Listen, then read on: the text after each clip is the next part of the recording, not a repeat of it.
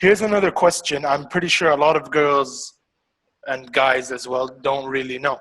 So how often should women get checked for like genital cancer, or like be it cervical or ovarian, or even something like breast cancer? How often do you think women should get checked?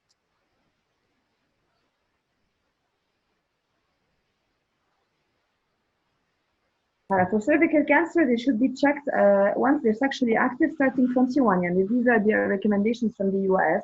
Some other countries, they have different recommendations. They start at 25. But for sure, once they're sexually active, above 20 at least, or 21, they need to be checked by a pap smear. Pap smear, it's a very simple procedure. It's not painful. It takes 2 minutes. This is the screening test for cervical cancer. Cervical cancer is sexually transmitted, so if you're not sexually active, you will not get cervical cancer. So this has to be done regularly, on a regular basis.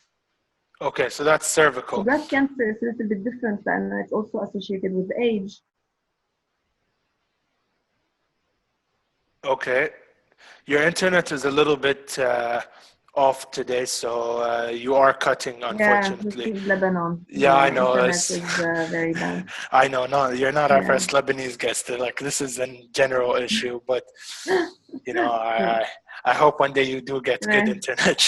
So this is cervical cancer, right? Let's talk about ovarian cancer. So how often should women get checked for it? What are the procedures? Like, talk us through it.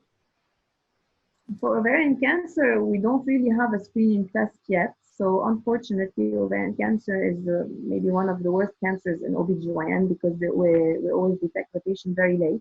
We usually detect the patient very late.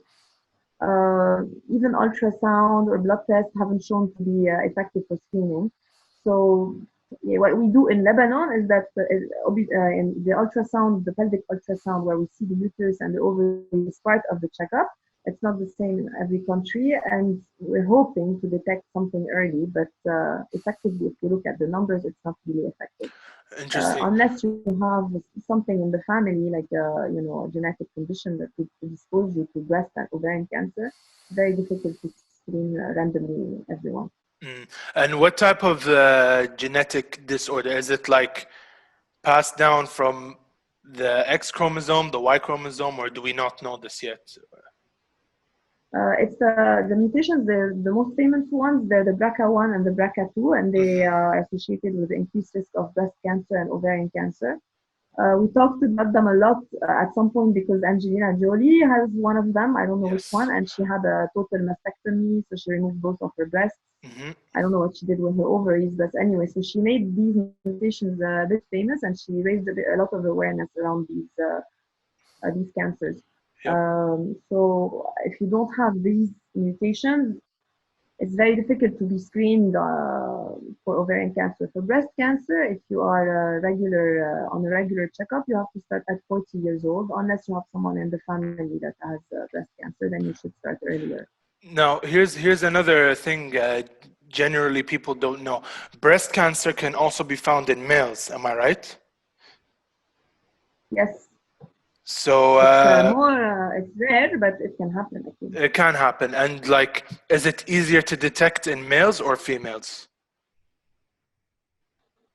I would say that in men, the problem is they usually dismiss any symptoms because they don't think that it's possible. So usually, if they feel a mass or a lump, they're probably going to think, it's a fat or it's muscle, or they'd never think that it might be cancer. So most probably it's detected later in men than in women. And it's aggressive in men, and it's detected later. I think if someone has a male breast cancer in the family, I would definitely do genetic testing for the rest of the family. Interesting. To make sure they don't have the virus.